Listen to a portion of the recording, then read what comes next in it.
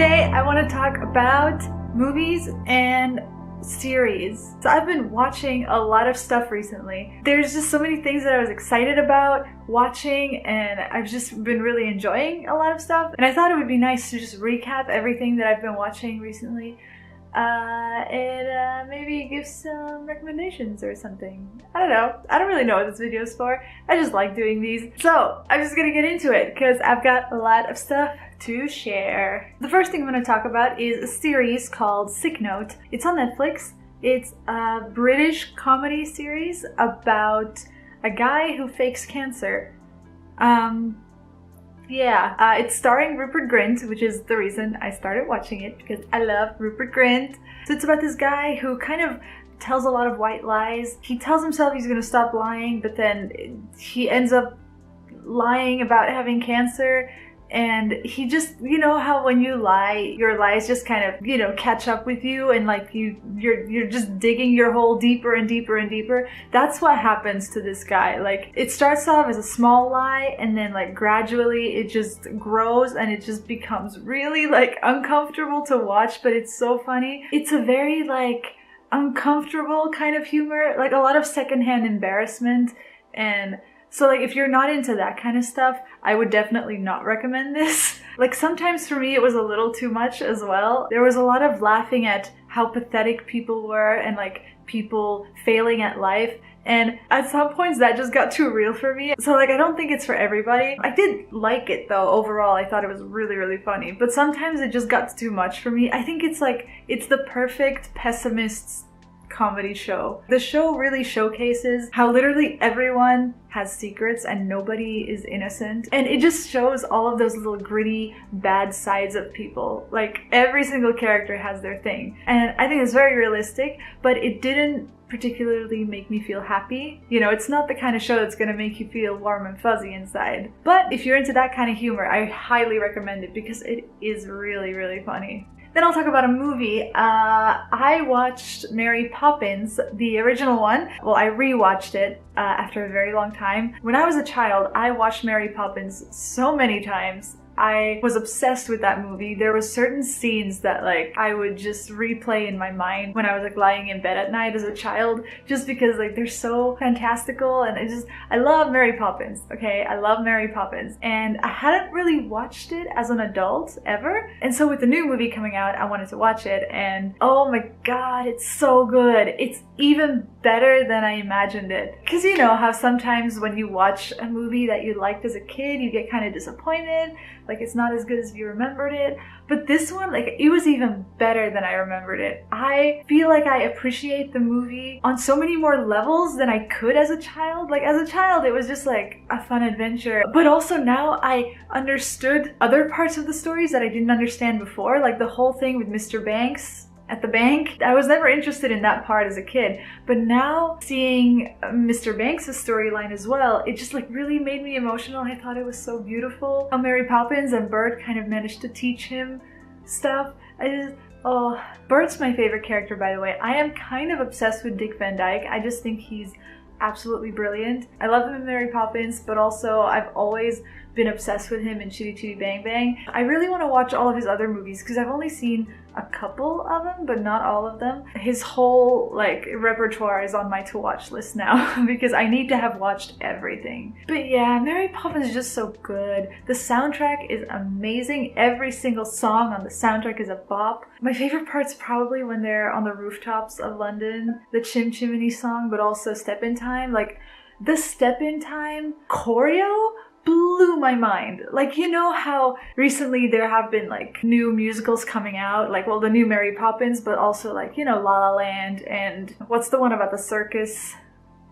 And you would think that the newer ones are like more impressive, but honestly, I was watching Step in Time and I was mind blown. I thought that scene was so good. Like, I was mind blown by the choreo. It was just so good. And like that movie's from ages ago, and like honestly I love La La Land, but none of the scenes from La La Land could top that one. Like, it's so good. And so I was gonna see the new Mary Poppins in theaters, but like I'm kind of scared that I'm gonna be disappointed, so I've been holding off. I don't know, I might still go see it in theaters. I feel like I should. I don't know, maybe it's fine. Maybe if I don't expect it to be as good as the original, it could still be fun to watch. I don't know. Please let me know in the comments what you think of the new Mary Poppins movie and tell me if I should go watch it or not. Because yeah, I don't know, I'm torn. The next series I want to talk about is a series that I and my husband have completely fallen in love with. It is called Sex Education. It's on Netflix. It is so good. It is a British high school drama about a boy whose mother is a sex therapist, and he notices all of the sexual things that are going on in his high school, and with a friend, he decides to open up a kind of sex therapist business at his own school. That premise is kind of fun, but the show is just so much more than that. The show is so good. What I love about it is that every single character is so fun and vibrant. Like, every character has so much to them and is so fun to watch, and you care about every single character, and there's a lot of characters. But at the same time, the characters don't feel like caricatures. I feel like the characters are so real. Like, I could see these people in real high schools. Like, it's so well done. It's so well done. I wished I had this TV show on TV when I was in high school. I would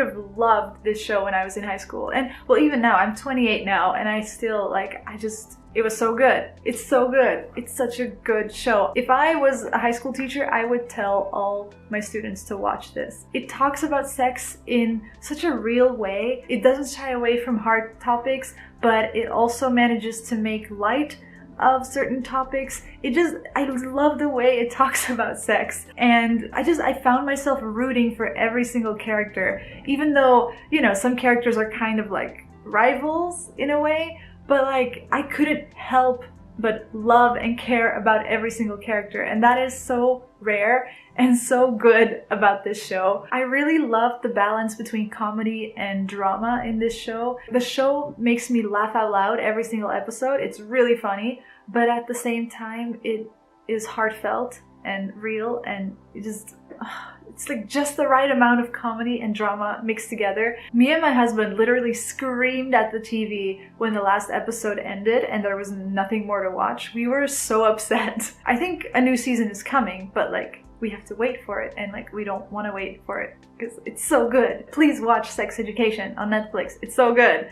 Yes. The next movie I want to talk about is going to be a very quick one because I think you all already know this. I watched How to Train Your Dragon 3.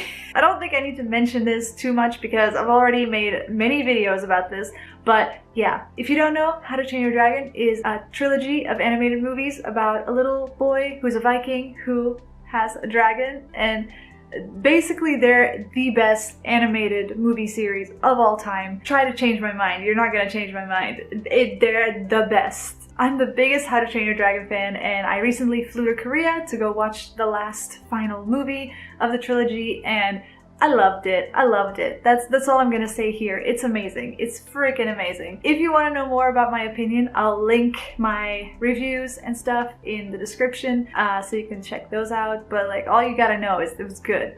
It was great. It's great. Going into another animated thing is another series that I watched on Netflix, and it's called The Dragon Prince. I got recommended this show somewhere online, I don't remember. I was captivated right off the bat. I watched the intro and I was like, yes, I am going to love this. It is a high fantasy animated series. It's from the same makers of Avatar: The Last Airbender, so that's saying something. It's got elves and dragons and adventure. It's just a really fun world to escape into. Every episode is about 20 minutes long, so like, you can get through it pretty quickly, and it's just like a fun ride for like when you don't want to think too much. Put it on and escape into a new world.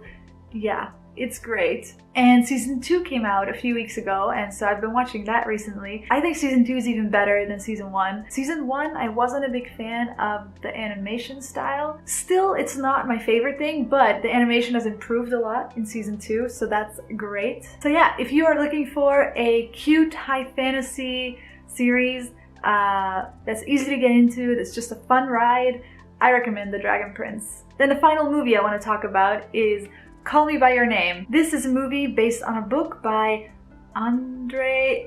Poppins. I don't know if I pronounced that correctly. Anyways, it's based on a book. The movie won a lot of awards as well. It's about a young boy who madly falls in love with this older guy. I read the book version of this last year, and then I don't know why it took me a whole year to finally watch the movie, but here it is. I finally watched the movie. Not gonna lie, I thought the movie was way better than the book. I had a lot of issues with the book. The book kind of upset me. There was a lot of miscommunication in the book, and I didn't like how certain characters treated certain other characters, and I was really upset with the ending of the book. I hated one of the protagonists, Oliver, in the book. I had a lot of issues with the book. But then I watched the movie, and everything just sort of worked. Everything that I found annoying in the book worked in the movie. I don't really know why. I think the casting might have had a lot to do with it.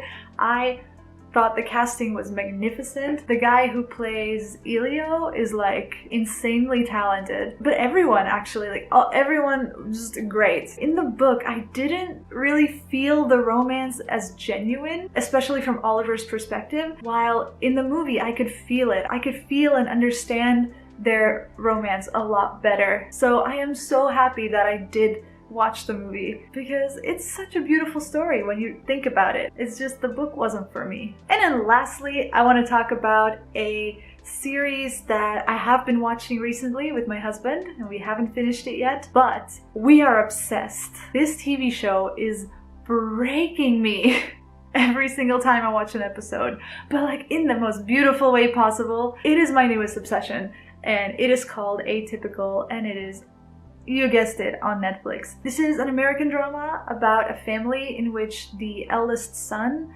of 18 years old has autism. I am so happy that a show like this exists, because there's just not a lot of representation for people with autism in general in the media, and I just thought this was so refreshing. I've also been reading a book recently.